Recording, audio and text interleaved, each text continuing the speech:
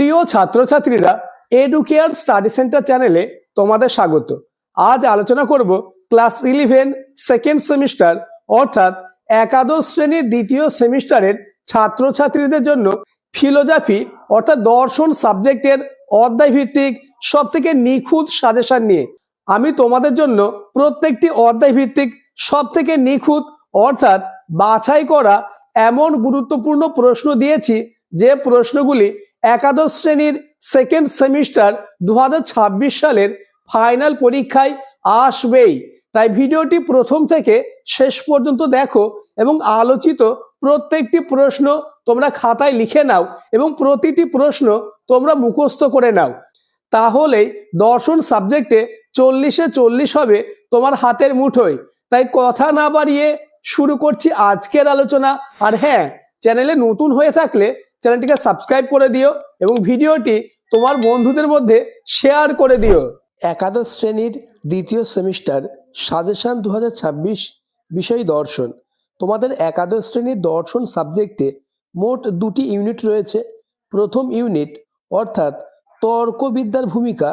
এই ইউনিটের মোট 6টি অধ্যায় রয়েছে। এই ইউনিট থেকে 2 মার্কে 3টে প্রশ্ন থাকবে, 3 মার্কে 4টে প্রশ্ন থাকবে এবং 6 মার্কের 1টি প্রশ্ন থাকবে। অর্থাৎ ইউনিট 1 থেকে 24 নাম্বার থাকবে। এবং তোমাদের ইউনিট 2 অর্থাৎ নীতিবিদ্যার ভূমিকা, ইউনিট 2-এ মোট 2টি অধ্যায় রয়েছে। এই 2টি অধ্যায় থেকে 2 মার্কের 2টি প্রশ্ন, 3 মার্কের 2টি প্রশ্ন এবং 6 মার্কের 1টি প্রশ্ন থাকবে। অর্থাৎ ইউনিট 2 থেকে 16 নাম্বার থাকবে। আমি তোমাদের জন্য প্রত্যেকটি অধ্যায় থেকে এমন গুরুত্বপূর্ণ অর্থাৎ বাছাই করা প্রশ্ন দেব যে প্রশ্নগুলি একাদশ শ্রেণীর সেকেন্ড সেমিস্টার 2026 সালের ফাইনাল পরীক্ষায় 100% কমন পাবেই। প্রথম অধ্যায় যুক্তিবিজ্ঞানের প্রকৃতি, অবরোহ এবং আরোহ। এই অধ্যায়ের গুরুত্বপূর্ণ প্রশ্নগুলি দেখে নাও। প্রথম প্রশ্ন, সত্যতা ও বৈধতার সম্পর্ক কি? একটি যুক্তি কখন বৈধ ও অবৈধ হয়? পরের প্রশ্ন, যুক্তি কি? উদাহরণ সহ আলোচনা করো। নেক্সট, কোশ্চেন নম্বর 3, অবরোহ যুক্তি ও আরোহ যুক্তি বলতে কি বোঝো? এদের বৈশিষ্ট্যগুলি আলোচনা করো এবং এদের মধ্যে পার্থক্য লেখো। নেক্সট, কোশ্চেন নম্বর 4, যুক্তি ও যুক্তির আকার কি তা আলোচনা করো। পরের প্রশ্ন, কোশ্চেন নম্বর 5, একটি অবরোহ যুক্তির বৈধ হওয়ার শর্তগুলি কি কি? নেক্সট, তোমাদের দ্বিতীয় অধ্যায় অর্থাৎ পদ, বাক্য ও বচন। এই অধ্যায়ের গুরুত্বপূর্ণ প্রশ্নগুলি দেখে নাও। প্রথম প্রশ্ন, বচন কাকে বলে? বচন কয় প্রকার এবং বচনের বৈশিষ্ট্যগুলি আলোচনা করো। অথবা বচন বলতে কি বোঝো? বাক্য ও বচনের মধ্যে পার্থক্য লেখো। নেক্সট, কোশ্চেন নম্বর 2, নিরপেক্ষ বচনের অংশ বা উপাদানগুলি ব্যাখ্যা করো। নেক্সট, কোশ্চেন নম্বর 3, নিরপেক্ষ বচন বলতে কি বোঝো? গুণ ও পরিমাণ অনুযায়ী নিরপেক্ষ বচনের শ্রেণী বিভাগ করো। পরের প্রশ্ন, কোশ্চেন নম্বর 4, পদের বাপ্যতা বলতে কি বোঝো? বাপ্যতার নিয়মগুলি আলোচনা করো। নেক্সট, কোশ্চেন নম্বর 5, উদাহরণ সহ নিরপেক্ষ ও সাপেক্ষ বচন আলোচনা করো। এছাড়া তোমাদের বেশ কিছু বাক্য দেওয়া থাকবে। সেই বাক্যগুলিকে তর্কবিজ্ঞান সম্মত আকারে পরিণত করে কোন পদ বাপ্য এবং কোন পদ অবাপ্য তা আলোচনা করতে হবে। তাই তোমরা এই অংশটি ভালো করে দেখে যাবে। নেক্সট, তৃতীয় অধ্যায় বচনের বিরোধিতা। এই অধ্যায়ের গুরুত্বপূর্ণ প্রশ্ন আলোচনার আগে চ্যানেলে নতুন হয়ে থাকলে চ্যানেলটিকে সাবস্ক্রাইব করে দেবে এবং ভিডিওটি তোমার বন্ধুদের মধ্যে শেয়ার করে দেবে। প্রথম প্রশ্ন, বচনের বিরোধিতা বলতে কি বোঝো? উদাহরণ সহ আলোচনা করো। অথবা বচনের বিরোধিতা কাকে বলে? সাধারণ বিরোধ চতুষ্কোণের সাহায্যে বিরোধিতার প্রকারভেদ ব্যাখ্যা করো। নেক্সট, কোশ্চেন নম্বর 2, বিরোধানুমান কাকে বলে? বিরোধানুমান কয় প্রকার ও কি কি? উদাহরণ সহ আলোচনা করো। নেক্সট, কোশ্চেন নম্বর 3, বচনের বিরোধিতার বৈশিষ্ট্যগুলি কি তা আলোচনা করো। পরের প্রশ্ন, বিপরীত বিরোধিতা ও বিরুদ্ধ বিরোধিতার মধ্যে পার্থক্য লেখো। তোমরা 4 প্রকার বিরোধিতা অর্থাৎ অসম বিরোধিতা, অধীন বিপরীত বিরোধিতা, বিরুদ্ধ বিরোধিতা এবং বিপরীত বিরোধিতা কাকে বলে এবং এদের মধ্যে বৈশিষ্ট্য মুখস্থ করে নেবে।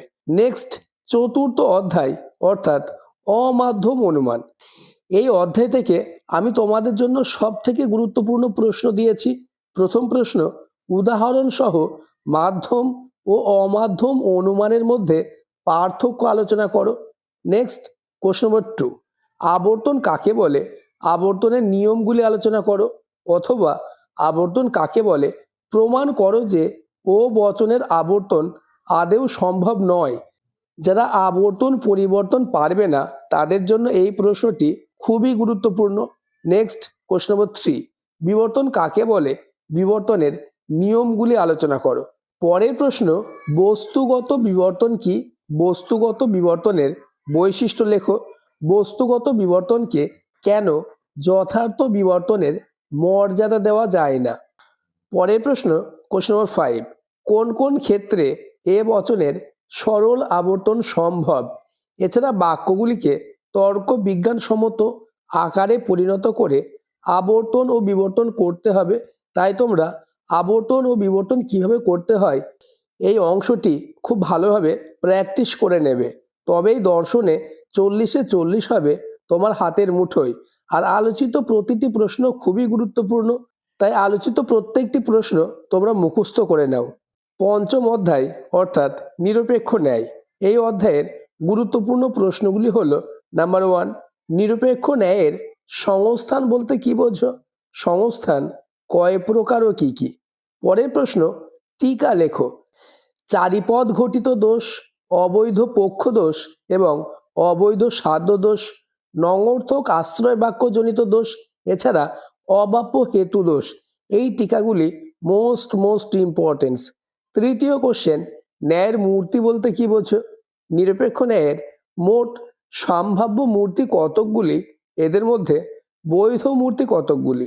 এছাড়া নিম্নলিখিত যুক্তিগুলিকে আদর্শ আকারে পরিণত করে তাদের মূর্তি ও সংস্থান উল্লেখ করে বৈধতা বিচার করো। এই প্রশ্নগুলি তোমরা খুব ভালোভাবে প্র্যাকটিস করে নেবে। নেক্সট, ষষ্ঠ অধ্যায় যৌগিক যুক্তি। প্রথম প্রশ্ন, যৌগিক যুক্তি বলতে কি বোঝো, যৌগিক যুক্তি কয় প্রকার ও কি কি। পরের প্রশ্ন, যৌগিক যুক্তি এবং নিরপেক্ষ যুক্তির মধ্যে পার্থক্য লেখো। নেক্সট, কোশ্চেন নম্বর 3, প্রাকল্পিক নিরপেক্ষ যুক্তি এবং বৈকল্পিক নিরপেক্ষ যুক্তির পার্থক্য কি তা উদাহরণ সহ আলোচনা করো। চতুর্থ কোশ্চেন, বৈকল্পিক বচন কি, বৈকল্পিক বচনের 2 প্রকার অর্থ কি উদাহরণ সহ বুঝিয়ে দাও। পরের প্রশ্ন, বৈধ প্রাকল্পিক ন্যায় বা প্রাকল্পিক নিরপেক্ষ ন্যায় কয় প্রকার ও কি কি। নেক্সট, কোশ্চেন নম্বর 6, গঠনমূলক প্রাকল্পিক ন্যায় বা এমপি এর আকার এবং দৃষ্টান্ত দেখাও। নেক্সট, কোশ্চেন নম্বর 7, ধ্বংসমূলক প্রাকল্পিক ন্যায় বা এমটি এর আকার এবং দৃষ্টান্ত দেখাও। এরপর আলোচনা করব ইউনিট 2 এর প্রথম অধ্যায় অর্থাৎ ভারতীয় নীতিবিদ্যা। এই অধ্যায়ের মোস্ট ইম্পর্টেন্স 3 এবং 6 মার্কের প্রশ্নগুলি। এই প্রশ্ন আলোচনার আগে আবার বলবো, চ্যানেলে নতুন হয়ে থাকলে চ্যানেলটিকে সাবস্ক্রাইব করে দেবে এবং ভিডিওটি তোমার বন্ধুদের মধ্যে শেয়ার করে দেবে। প্রথম প্রশ্ন, পুরুষার্থ কাকে বলে, বিভিন্ন প্রকার পুরুষার্থের পারস্পরিক সম্বন্ধ ব্যাখ্যা করো। অথবা ভারতীয় দর্শনের স্বীকৃত পুরুষার্থগুলি সম্পর্কে আলোচনা করো। নেক্সট, কোশ্চেন নম্বর 2, শ্রীমদ্ ভগবদ গীতা অনুসারে নিষ্কাম কর্মের স্বরূপ ব্যাখ্যা করো। পরের প্রশ্ন, কোশ্চেন নম্বর 3, ভারতীয় নীতিতত্ত্বের চতুর্বর্ণের বিষয়টিকে সংক্ষেপে ব্যাখ্যা করো। চতুর্থ কোশ্চেন, ভারতীয় নীতিতত্ত্বে কর্ম কয় প্রকার ও কি কি। নেক্সট, কোশ্চেন নম্বর 5, বৈধ দর্শন সম্মত অষ্টাঙ্গিক মার্গ আলোচনা করো। পরের প্রশ্ন, কোশ্চেন নম্বর 6, আর্য সত্য কি, বুদ্ধদেব নির্দেশিত 4টে আর্য সত্য ব্যাখ্যা করো।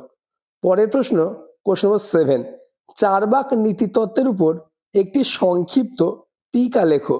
Next question, question number 8, Chaitanya বিশিষ্ট দেহই হলো আত্মা, চারবাকদের এরূপ অভিমতের কারণ আলোচনা করো, অথবা প্রত্যক্ষই একমাত্র প্রমাণ চার্বাকেরা এ কথা কেন বলেছেন।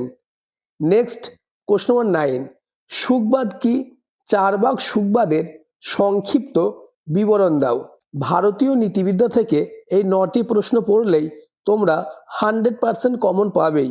নেক্সট এবং তোমাদের লাস্ট অধ্যায় পাশ্চাত্য নীতিবিদ্যা, এই অধ্যায় থেকে আমি তোমাদের জন্য মোস্ট ইম্পর্টেন্ট প্রশ্নই দিয়েছি, যে প্রশ্নগুলি ক্লাস 11 সেকেন্ড সেমিস্টার 2026 সালের ফাইনাল পরীক্ষায় আসবেই। তাই দর্শন সাবজেক্টে 40-এ 40 পেতে চাইলে আলোচিত প্রতিটি প্রশ্ন তোমাকে রেডি করতেই হবে। প্রথম প্রশ্ন, অনৈতিক ক্রিয়া কাকে বলে?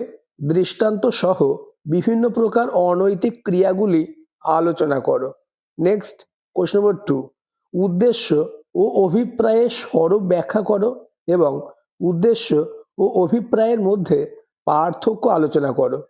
পরের প্রশ্ন কোশ্চেন নম্বর 3, উপযোগবাদ কাকে বলে? মিলের উপযোগবাদ বা পরম সুখবাদের মূল বক্তব্য ব্যাখ্যা করো, অথবা উপযোগবাদ কাকে বলে? বেনথাম ও মিলের উপযোগবাদের মধ্যে পার্থক্য আলোচনা করো। নেক্সট কোশ্চেন নম্বর 4, কর্তব্যমূলক নীতি তত্ত্ব বা কর্তব্যবাদ বলতে কি বোঝো? এই মতের বিষয়বস্তু সংক্ষেপে আলোচনা করো। পরের প্রশ্ন কোশ্চেন নম্বর 5, উদ্দেশ্যমূলক নীতিতত্ত্ব বা উদ্দেশ্যমুখী নৈতিক মতবাদ বলতে কি বোঝো? এই মতবাদের বিষয়বস্তু সংক্ষেপে উল্লেখ করো। নেক্সট এবং আজকের আলোচনার লাস্ট প্রশ্ন কোশ্চেন নম্বর 6, কর্ম কর্তব্যবাদ কি? এর বিভিন্ন রূপ উল্লেখ করো। আজকের ভিডিও এই পর্যন্ত। আলোচিত প্রতিটি প্রশ্ন তোমরা মুখস্থ করে নাও, তাহলে দর্শন সাবজেক্টে তোমাদের আর কোনো দুশ্চিন্তা থাকবে না।